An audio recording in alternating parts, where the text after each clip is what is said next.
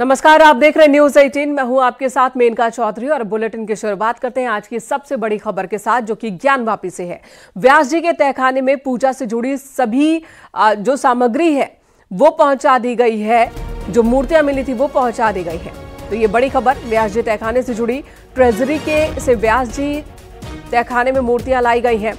शिव, हनुमान, लक्ष्मी, गणेश की खंडित मूर्तियों को व्यास जी तहखाने में वापस लाया गया। वाराणसी व्यास जी तहखाने में एएसआई सर्वे के दौरान मूर्तियां मिली थी। 10 में से 8 मूर्तियां ट्रेजरी में वापस तहखाने अब पहुंचा दी गई हैं। पहले ये ट्रेजरी में थी, डीएम की कस्टडी में साक्ष्य रखी गई थी, लेकिन अब इन मूर्तियों को वापस तहखाने में स्थापित कर दिया गया है।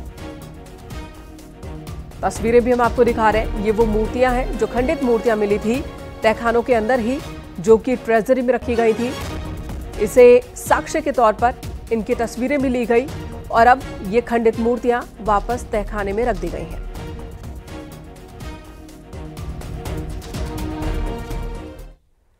और ज्ञानवापी परिसर में हिंदू पक्ष को मिले पूजा के अधिकार पर रोक लगाने की मांग वाली याचिका पर मुस्लिम पक्ष को तगड़ा झटका लगा। हाईकोर्ट ने मुस्लिम पक्ष को फटकार लगाई। 17 जनवरी के आदेश के दौरान याचिका क्यों नहीं दायर की गई, ये बात कही है अदालत ने। कोर्ट ने मुस्लिम पक्ष की दलील सुनने के बाद पूजा पर रोक लगाने से इनकार कर दिया और सुनवाई की अगली तारीख 6 फरवरी मुकर्रर की है।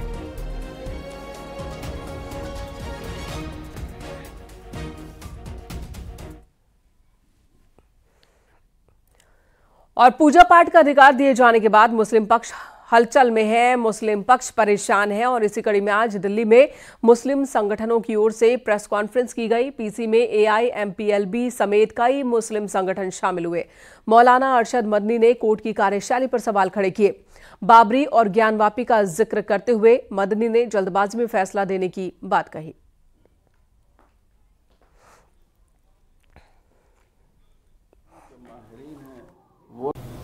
बाबरी मस्जिद का मसला था, लेकिन उसी ज़माने में मुख्तलिफ मस्जिदों के मसले, ख़ुद दिल्ली की जामे मस्जिद का मसला है, अहमदाबाद की मस्जिद का मसला है, संभल की मस्जिद का मसला है, मथुरा है, ये तमाम मसाइल उठ रहे थे। लेकिन इस वक्त जिस तेज़ी के साथ ये मसाइल उठे हैं, उनसे ये महसूस होता है कि कानून को सामने रखकर फैसला करने की जिम्मेदारी जिन कोर्टों के ऊपर है, वहाँ ऐसी लचक और ढील पैदा हुई है।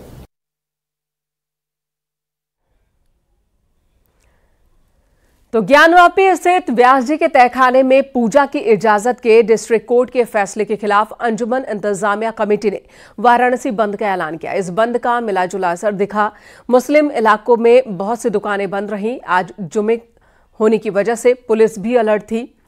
ज्ञानवापी के आसपास सुरक्षा के खास बंदोबस्त किए गए थे। 3 तस्वीरें आपके सामने हैं। शांतिपूर्वक नमाज की अदायगी हुई, कड़ी सुरक्षा रही। इस पूरे परिसर में बंद का ऐलान मुस्लिम पक्षों की ओर से हुआ था। कुछ इलाकों में बंद का असर दिखा, लेकिन कई जगहों पर बंद का कोई असर नहीं था।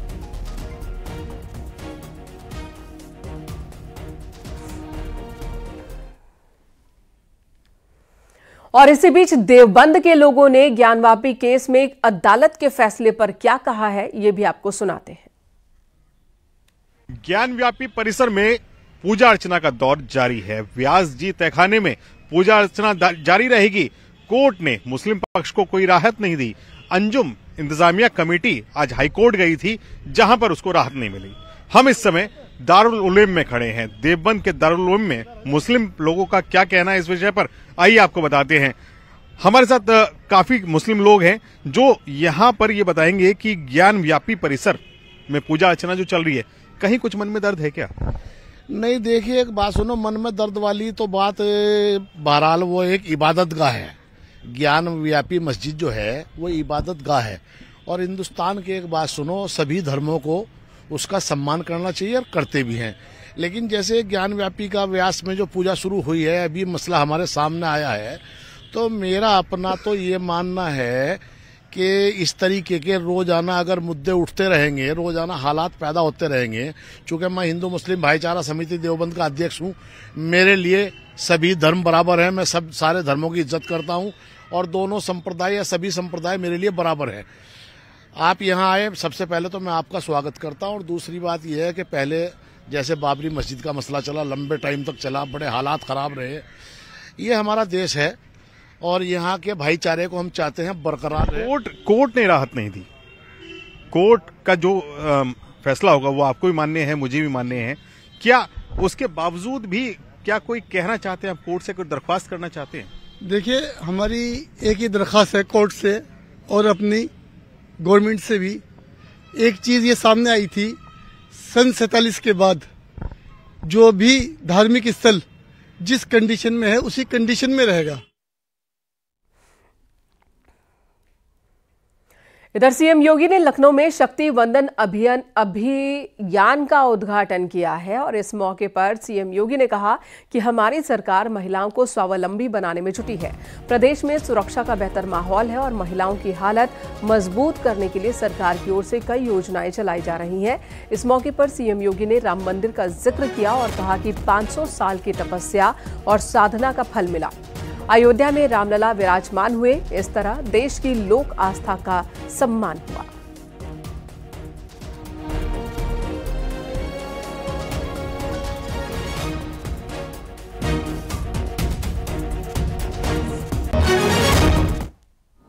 वास्तव में 500 वर्षों के उपरांत, एक लंबी लड़ाई और संघर्ष के उपरांत, तपस्या और साधना के उपरांत प्रधानमंत्री मोदी जी के नेतृत्व में यह सिद्धि प्राप्त हुई है। अयोध्या में प्रभु रामलला के प्राण प्रतिष्ठा का यह समारोह केवल प्राण प्रतिष्ठा समारोह नहीं है, भारत की लोक आस्था और जनविश्वास की पुनर्प्रतिष्ठा है, भारत के पुराने गौरव की पुनर्प्रतिष्ठा का एक अभियान है और इसकी मैं आप सबको हृदय से बधाई देता हूं, आपका अभिनंदन करता हूं।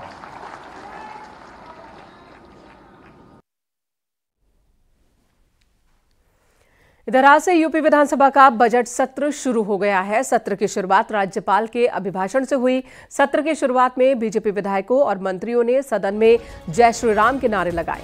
इसके बाद राज्यपाल ने अपने अभिभाषण में राज्य सरकार की उपलब्धियां गिनाई। राज्यपाल का अभिभाषण शुरू होते ही विपक्षी सदस्यों ने हंगामा शुरू कर दिया। राज्यपाल के अभिभाषण के दौरान विपक्षी विधायक लगातार गो बैक के नारे लगा रहे थे, जिस पर राज्यपाल ने भी उन्हें उनकी ही भाषा में जवाब दिया।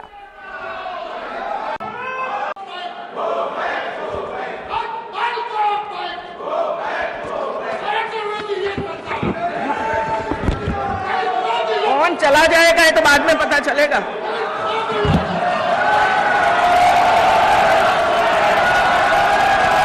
मैं तो चलने वाली नहीं, कौन चला जाएगा।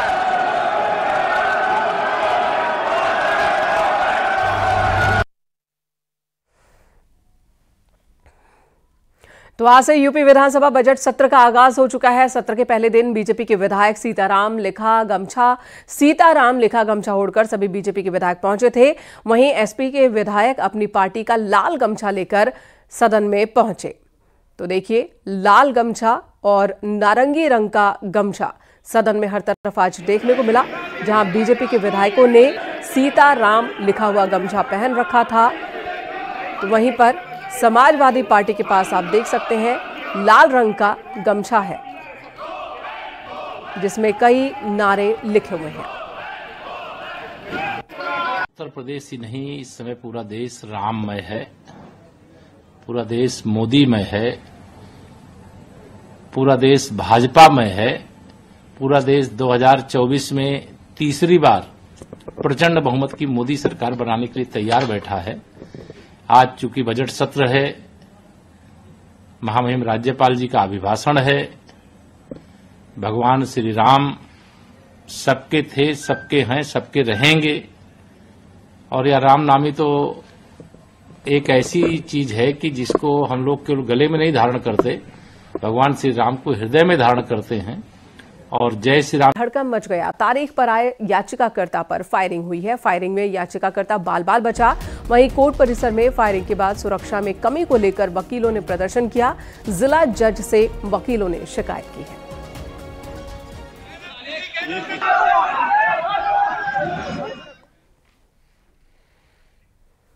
इधर कुशीनगर के मुजैना हेतिमपुर टोल प्लाजा पर दबंगों ने जमकर उत्पात मचाया। टोल मांगने से नाराज दबंगों ने टोल बूथ पर जमकर तोड़फोड़ की है। टोल कर्मचारियों से मारपीट भी की गई।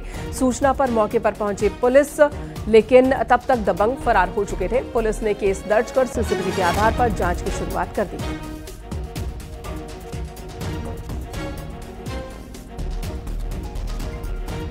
वैसे जो है बैरियर हटा दिया करिए।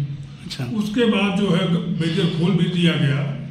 उसके बाद चले गए। फिर जो है 7:45 बजे के आसपास ये लोग आए।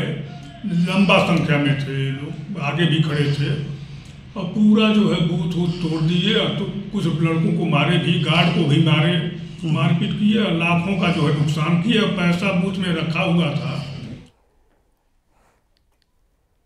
अब्दुल्ला आजम के फर्जी प्रमाण पत्र केस में हाईकोर्ट में सुनवाई हुई। क्रिमिनल रिवीजन पिटीशन पर सुनवाई हुई है और इस दौरान हाईकोर्ट ने निचली अदालत से रिकॉर्ड तलब किया। पिछले दिनों रामपुर की एमपी एमएलए कोर्ट ने 7 साल जेल के साथ ही जुर्माना भी लगाया था।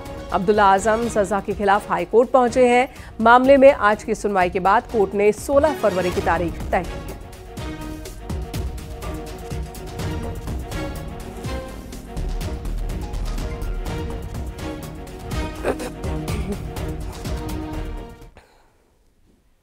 कानपुर में इतरक कारोबारी पीयूष जैन को सोना बेचने वाले शख्स का नाम सामने आया है। सूत्रों के मुताबिक सोना बेचने वाले की तलाश की जा रही है, लिहाजा डीजीजीआई की टीम ने कानपुर में डेरा डाल रखा है। सूत्रों के मुताबिक पीयूष ने पूछताछ में कैलाश नाम के एक व्यक्ति का जिक्र किया। दरअसल 21 दिसंबर 2021 को पीयूष जैन के घर और दूसरे ठिकानों पर छापेमारी हुई थी, जिसमें 196 करोड़ की नकदी और 23 किलो सोना बरामद हुआ था। इसके बाद 27 दिसंबर 2021 को पीयूष को जेल भेजा गया था।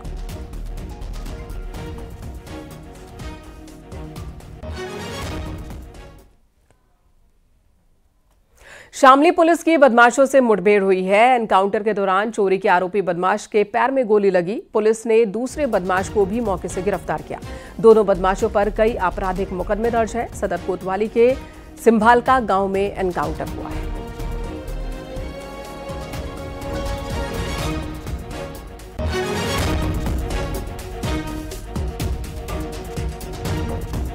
लगभग 39,000 रुपये कैश और उसके साथ जो है चांदी व सोने की कुछ ज्वेलरी जो है बरामद हुई है, जो अलग अलग अभियोगों से संबंधित है, जिसमें 4 अभियोग दयानंद नगर क्षेत्र के कोतवाली के हैं, 4 अभियोग थाना भवन क्षेत्र के हैं, 1 कांधला और 1 आदर्श मंडी क्षेत्र का है। इसके अलावा इसमें जो मुख्य अभियुक्त है समयदीन, उस पर वर्ष 2020 के जो है पुराना आपराधिक इतिहास भी है उसका, कांधला और रामपुर मनिहारन सहारनपुर क्षेत्र का।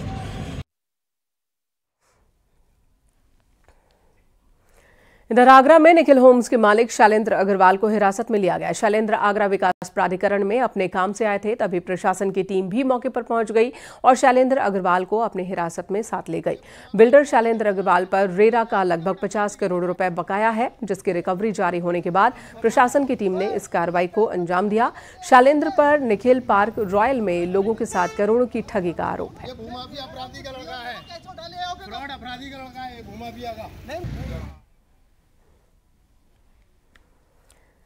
इधर आगरा में पुलिस ने एक फर्जी इंस्पेक्टर को गिरफ्तार किया। गिरफ्तार किए गए शातिर पर वर्दी पहनकर चौराहे पर वसूली करने का आरोप है।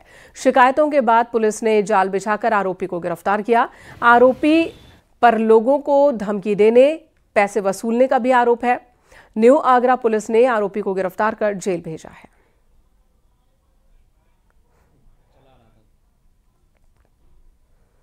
बुलंदशहर में एक युवक की पीट कर हत्या का मामला सामने आया। हत्या कर शव को सड़क किनारे फेंक दिया गया।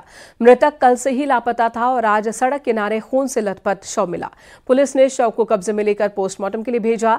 युवक के सिर पर गंभीर चोट के निशान है। फिलहाल पुलिस मामले की जांच कर रही है। पूरा केस सिकंदराबाद कोतवाली क्षेत्र के गुलावठी रोड का है। अयूब सन ऑफ यामिन, थाना सिकंदराबाद, 100 के सिर पे चोट के निशान पाए गए हैं। वादी की तहरीर पे मुकदमा पंजीकृत कर लिया गया है। वादी ने यह बताया है कि उसका जो भाई अयूब है वो शाम को माजिद के साथ निकला था बाहर, तकरीबन 5 साढ़े 5 बजे के आसपास। इस संबंध में माजिद को हिरासत में लेकर पूछताछ की जा रही है। इधर लखीमपुर खीरी में सोशल मीडिया पर धमकी देकर हत्या करने वाले कुख्यात अपराधी हरेंद्र को पुलिस ने एनकाउंटर के बाद गिरफ्तार किया। एनकाउंटर में आरोपी के पैर में गोली लगी। दरअसल आरोपी हरेंद्र ने किसान की हत्या करने से पहले सोशल मीडिया पर जान से मारने की धमकी दी थी और फिर खेत से लौटते वक्त पीट कर किसान को मौत के घाट उतार दिया। हत्याकांड के बाद आरोपी फरार है, जिसके बाद पुलिस ने कार्रवाई की। अब हरेंद्र को गिरफ्तार कर लिया गया है। 2 फरवरी को थाना उचाला पुलिस के द्वारा पुलिस मुठभेड़ में गिरफ्तार किया गया है। उक्त अभियुक्त के पास से एक देसी तमंचा, खोखा कारतूस व जिंदा कारतूस बरामद हुआ है और इसके संबंध में सुसंगत धारा में अभियुक्त पंजीकृत करके अभियुक्त की रिमांड ली जा रही है। यह अभियुक्त हरिंदर उर्फ मंझले जो है ये पूर्व से ही हत्या, मारपीट व अन्य जघन्य अपराधों में शामिल रहा है। इसके ऊपर गैंगस्टर अलीगढ़ के जेएन मेडिकल में महिला के इलाज के दौरान मौत हो गई। दरअसल महिला आग में झुलस गई थी, जिसके बाद उसे अस्पताल में भर्ती करवाया गया था। महिला के परिजनों ने ससुराल वालों पर हत्या का आरोप लगाया। 4 महीने पहले महिला के पति की नहर में डूबने से मौत हो गई थी और उसके बाद से लगातार घर में बंटवारे को लेकर विवाद चल रहा था।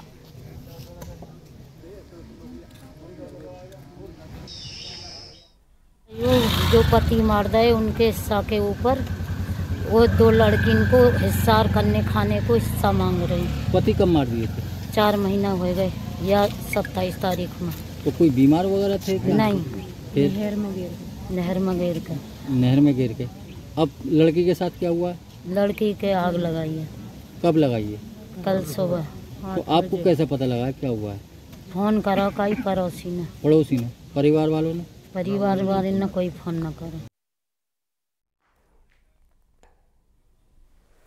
इधर गोंडा में हाई सिक्योरिटी जोन में एसपी कार्यालय से चंद कदम की दूरी पर लूट की एक वारदात हुई है। प्रथमा यूपी ग्रामीण बैंक की पंतनगर शाखा में कैशियर से लगभग 8.5 लाख रुपए की लूट हुई। हेलमेट लगाकर आए बदमाश ने पहले बैंक में रेकी की और फिर महिला कैशियर के गले पर धारदार हथियार रखकर इस वारदात को अंजाम दिया।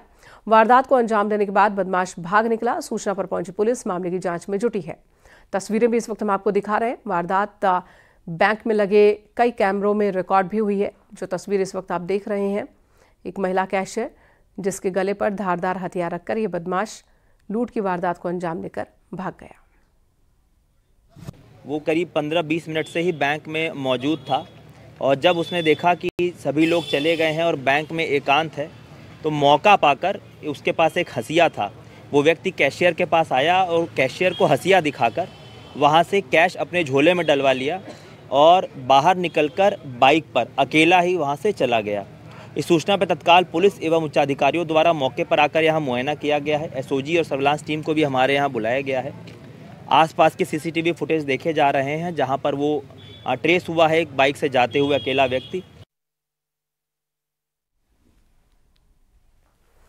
फिरोजाबाद में बैंक में रुपया जमा कराने जा रहे साइकिल सवार बुजुर्ग को बेहोश कर लूट का मामला सामने आया। बुजुर्ग को बेहोश कर बदमाश 3.5 लाख रुपए लेकर फरार हो गए। दिन दहाड़े लूट की ये वारदात हुई। बुजुर्ग को बेहोशी की हालत में ट्रॉमा सेंटर ले जाया गया। क्षेत्र में आटा मिल में चोरों ने लाखों की चोरी की वारदात को अंजाम दिया। बीती रात चोरों ने 15 मोटर समेत लाखों रुपए का सामान चोरी किया। मिल मालिक ने बताया कि करीब 5 लाख का नुकसान हुआ है। शिकायत के बाद पुलिस मामले की जांच में जुटी है।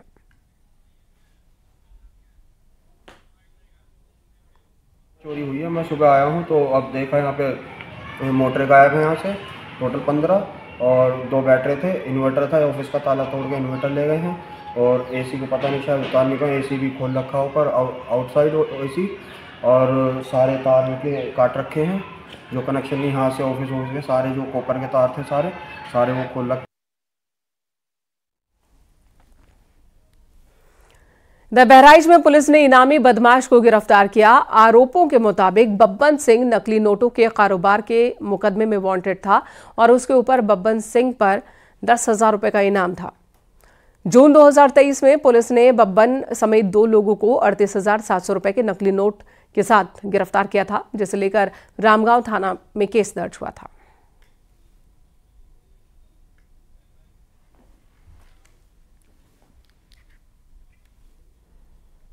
यहां रुकेंगे एक ब्रेक के लिए। खबरों का सिलसिला ब्रेक के बाद भी जारी है।